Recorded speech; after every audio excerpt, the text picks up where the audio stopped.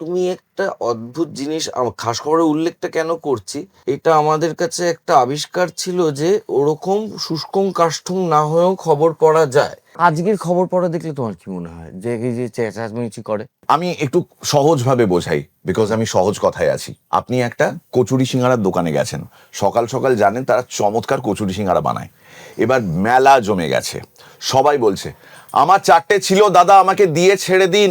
এই অবস্থায় একজন পেছন থেকে গিয়ে যদি মিনমিন করে বলে দাদা 2টো সিঙ্গারা বলেছিলাম আধ ঘন্টা আগে, ওর কথা কেউ শুনবে না যতক্ষণ না পর্যন্ত কি হলো, 2টো সিঙ্গারা বলেছিলাম তো, যা 10টা আছে 5টা আছে 20টা আছে সে পরে নিয়ে যাবে, আগে আমার 2টো সিঙ্গারা চাই। এই যে জোর গলায় তোমার কি চাই আর তোমার এক্ষুনি চাই, এটা যতক্ষণ না পর্যন্ত তুমি বলতে পারছো, তুমি লাইনে দুপুরবেলা পর্যন্ত থাকবে।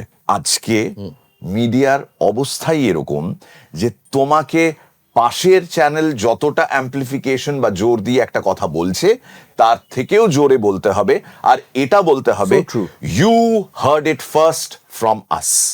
জোরে চিৎকার করে চেঁচামেচি করে বলা যে I am here, you are no one, এটা আরেক ধরনের ক্ষমতা প্রতিস্থাপনের চেষ্টা, যেটা মাঝে মধ্যে খবর নামে প্রচারিত হয়।